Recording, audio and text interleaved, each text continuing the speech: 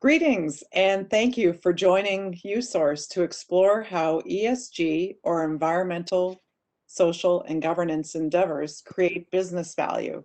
I'm Maureen Callahan, Director of Client Engagement, and I credit so much of what I know to the large commercial industrial clients that I have worked with throughout the US. Much of my career has focused on sourcing the right mix of energy procurement products and energy management services for them. I'm joined today by two of USource's directors of renewable energy consulting, Steve Berndorf and Cam Holland.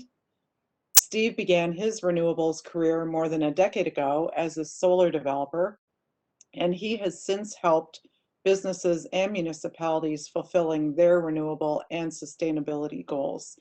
Cam has supported many organizations in achieving their sustainability goals, both public and private, through a balanced approach focused on mitigating financial risk.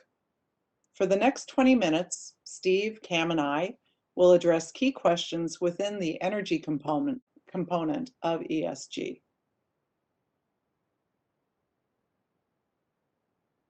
So allow me to provide just a quick snapshot of who USource is. So for our first 19 years, we were owned by a regional utility and were really known as a successful procurement company, working with large to mid-sized industrial customers, commercial customers, in bidding out and selecting the most favorable energy supply contracts. We negotiated both the energy price as well as the contract terms for our clients. In March 2019, we were very fortunate to have been acquired by NextEra Energy, and that brought us complementing expertise in renewable energy and in energy management. So NextEra is one of the world's largest developers of wind and solar power and appears on many Forbes 2020 lists, including Best Employers for Veterans, Best Employers for Diversity, and is number 180 of the Global 2000, where NextEra ranks high for sales, profitability, and assets, with a market cap of $150 billion. When it comes to ESG, NextEra truly walks the walk. And Cam, let's get started by talking about what ESG is. Great, thanks, Mo. Yeah, so ESG is obviously a broader topic, and really depending on the sector the sector that your business is in the economy relative to the products you serve and the criteria that you're closely monitoring to evaluate the performance of your company, it can vary widely, right? So today we're obviously focused on the environmental component, but really within that, there are different criteria depending on the guidelines and the reporting mechanism that you report into, and how your company specifically monitors and tracks different components within your ESG specific goals. So within the environmental component, we're focused on natural resource use, carbon emissions, energy efficiency, pollution and waste, and broadly speaking, sustainability initiatives that would encompass all of those components. The other component, right, social, we're looking at workforce health and safety, diversity and opportunity policies, employee training, human rights, privacy and data security, and community programs. And when we look at governance, it's broadly covering board independence, board diversity, shareholder rights, management compensation policy, and business ethics. I think the large takeaway from this slide is to understand that most recently, a lot of investors are putting pressure on how, from, I guess, moving left to right, climate risk associated with environmental goals, human capital for social, and how each of those are tied to executive compensation and governance across a company. So with that, I will turn it back to Steve. Hey, thanks, Cam. This slide, we can see that the growth of ESG investing. And, as that graph clearly shows, we see a lot of growth, classic hockey stick shaped curve. And ESG is becoming increasingly important for investors, shareholders, regulators, internal stakeholders. And again, the graph below really shows this quite clearly. And I will point out that while the discussion has focused on larger publicly traded companies, Fortune 100, Fortune 500, we're starting to see many medium and smaller businesses, municipalities adopt similar strategies. And it's just, I think, very important to note that this has a trickle-down effect, and these same principles can apply to you, to all businesses, really. But with respect to the growth on this graph, you can see from 2016 to today, we saw about a 34% annual increase in ESG investing. Really tremendous. Today, there's about 17 trillion of value invested in ESG funds. And in total, ESG represents about 33%, a full third of the 51 trillion of funds in the US under professional management. And again, these we're talking about big funds, Fortune 500, et cetera, but these principles, this growth applies to all segments, sectors, verticals in the marketplace, and we really do believe that these can be valuable to you as well. Next slide, please. So why ESG? Again, we're seeing this tremendous growth, but why? And how does it make your company better? I think most generally having a defined carbon reduction goal or renewable energy procurement strategy are truly proven drivers of business value. And I'd also note that regardless of where you are today with your ESG goals, it's always the opportunity to start and begin and think about this. You know, as they say, the best time to start was yesterday, but the next best time is now, today. But so why would you do this? Why would you consider this? Well, here are a couple examples and ideas. First of all, revenue growth. S&P 500 companies in the top quintile in terms of ESG attributes outperformed those in the bottom quintile by more than 25 percentage points. Again, ESG is a indicator of strong management, business value, revenue growth, etc.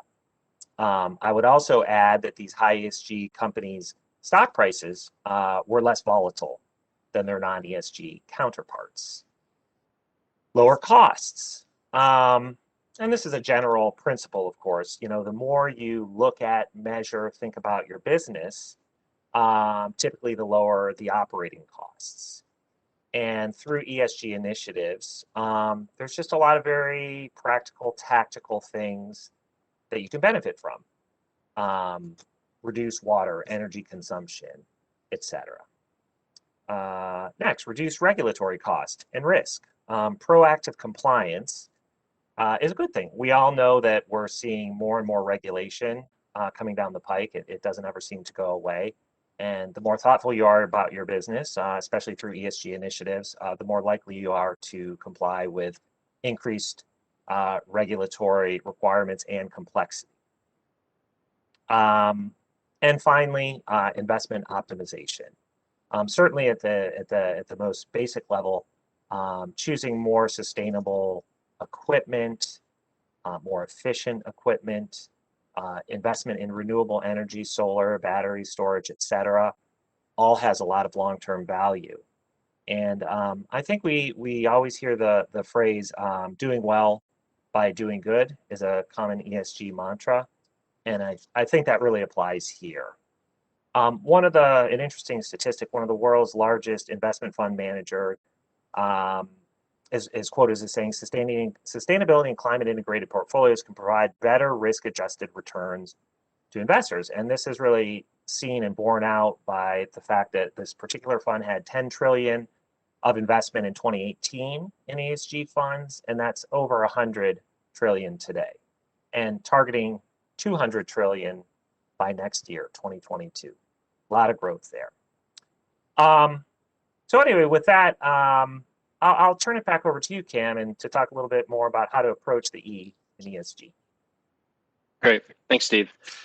Yeah, I think one thing that's really important to keep in mind here is how even within the E, within ESG, we're talking exclusively about solutions that help companies reduce their carbon emissions, and that's obviously been a primary focus for a lot of both public and private companies, whether that's investor relations driven or corporate governance driven, or driven by your suppliers and the customers that you work with. I think one thing that's interesting about this market relative to maybe the past year or so is the fact that there's been a lot of growth in the space driven by larger Fortune 100 companies pushing these initiatives through their supply chain.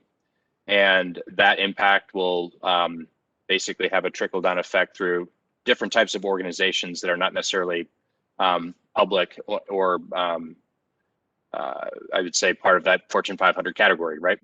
So a lot of what we're talking about today is there's really different, I think part of the confusing piece too is that to address carbon, depending on the type of business that you're involved in, that can really mean a lot of different ways to get to the same path. There's a lot of different solutions out there to address carbon emissions exclusively, whether that's from the direct electricity that you purchase for your facilities or the indirect emissions associated with fuels that you purchase to manufacture your goods or to deliver your goods to market.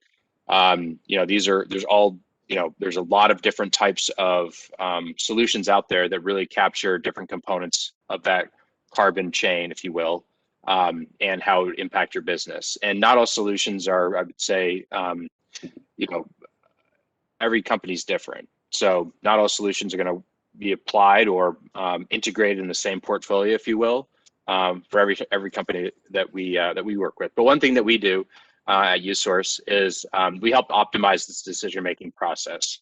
We appreciate that there's, like I said before, a lot of different solutions out there, whether we're looking at green energy procurement and carbon offsets, to lower right here, looking at sort of any type of renewable energy solution or structured renewable energy solution that would be either community solar through a community solar program in your utility territory, on-site solar, or off-site wind and solar, retail delivered renewable energy solutions, which is unique from a traditional retail renewable product of just conventional power with unbundled RECs.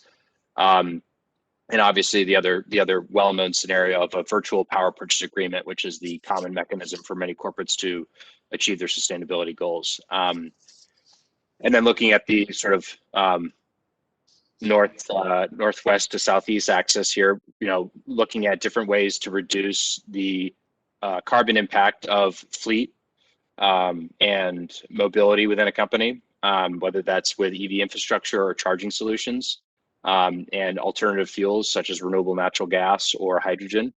And then I'd say probably one of the more common approaches to carbon reduction, really a building block for all these other solutions, is really load reduction, demand side energy efficiency solutions that can be implemented to improve operational efficiency and reduce costs. I think that's really that probably should have started out with that block, but that's really a key component for any of these energy management and sustainability programs to be integrated together upon.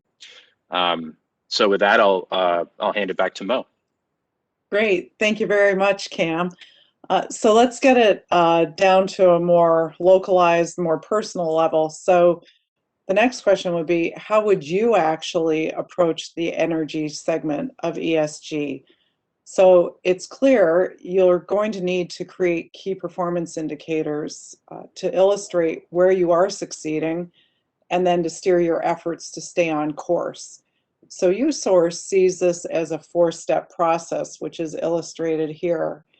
And I'll just give a little description of each component of this. So you start with an analysis. It's the best place to be, where you compare and you contrast your company's performance against similar businesses, both in your region and in your industrial classification. You might be considering, how does your carbon footprint compare? What percentile does your campus's energy efficiency fall into compared to others? Is your energy budget as low as it could be? Or are your competitors beating you on managing costs? Then to move to the second step, after you've done this analysis thoroughly, you need to build a plan. You need to know where you're going to go. And this can be based on return on investment, impact on operations, contribution to ESG milestones, the manpower that's available, and also considering other company objectives and priorities, because all of this is going on while you're still running your business. So the development phase, it really needs to be done with input from all affected departments. You don't want to leave anyone out. And the reason for this is you really want to ensure that you have critical support where it's needed. So imagine if you leave a department like finance out of the ESG discussions, and then you want to move forward with a project. Well, you need to go to them for budget, and if they don't understand the reasoning behind it, it's going to be very hard for you to succeed in getting the budget that you need to implement it. You also want to make sure that you haven't overlooked an unintended consequence of an action. So for instance, your company may have been planning to replace its roof. The roof replacement moves forward, but no one had talked to the facilities folks in planning that roof replacement. Now the roof that you thought you were going to put a solar array on has not actually been built to the specifications required to be able to put solar on it. And you've shot yourself in the foot on that one. And that would be critical to achieving your carbon reduction goals. So now you're back to figuring out another way to go about succeeding in that goal.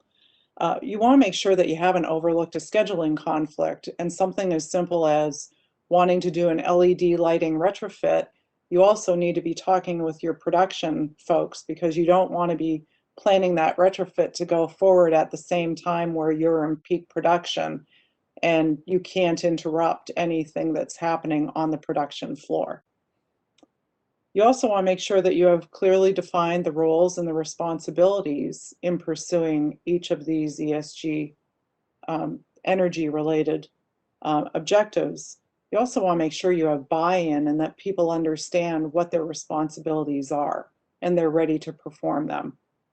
And especially, you have to just think about the fact that what looks good on paper needs to also meet the test for being realistic and achievable.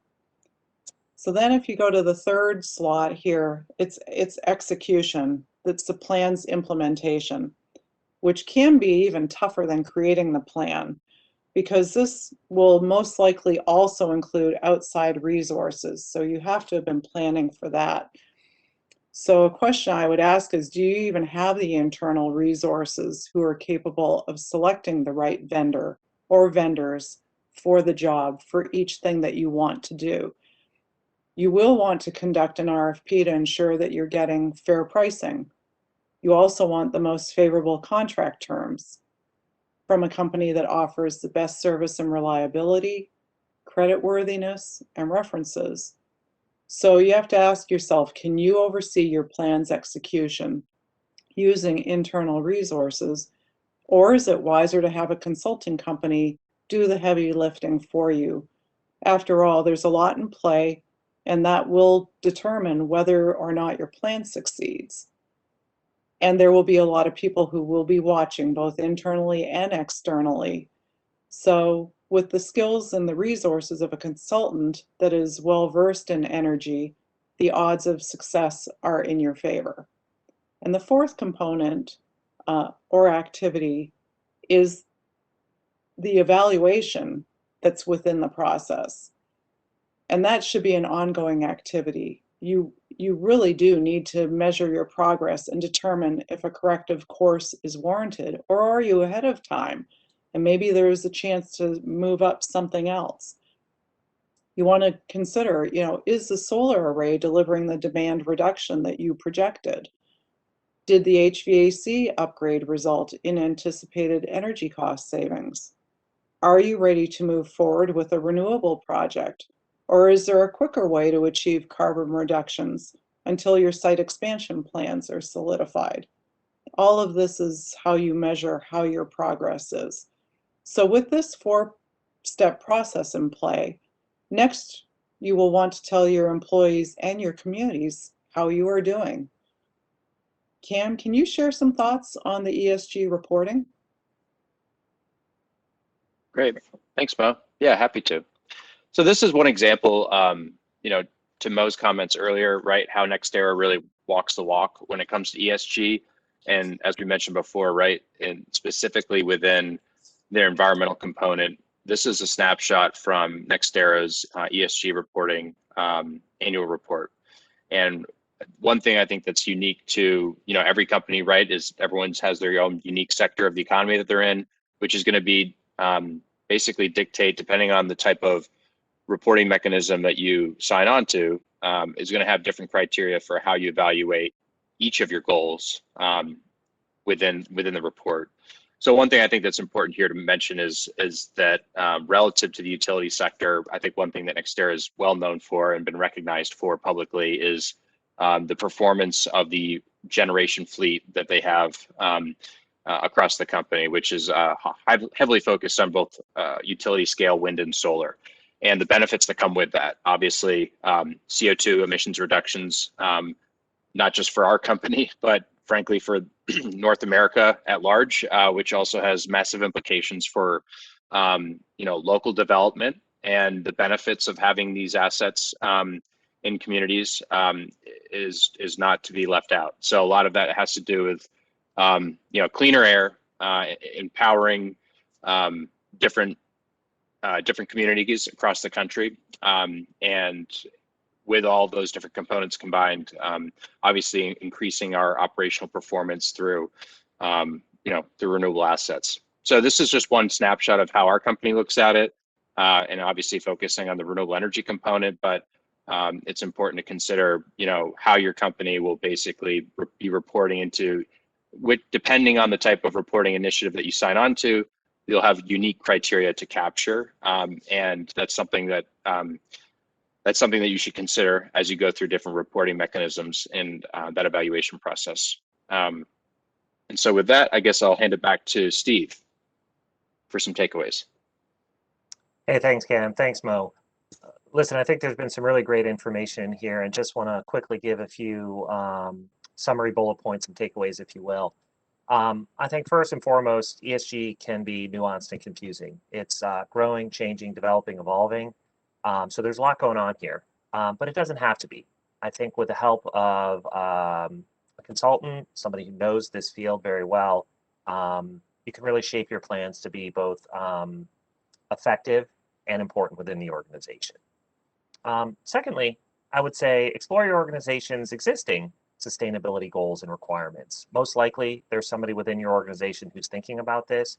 You may have some plans laid out, and knowing what you're doing today, currently, can be very, very helpful as you shape and drive future initiatives. Three, this one I think is very, very important. Understand your organization's stakeholders, goals, finances, hurdles. There's a lot of different perspectives and opinions within every organization.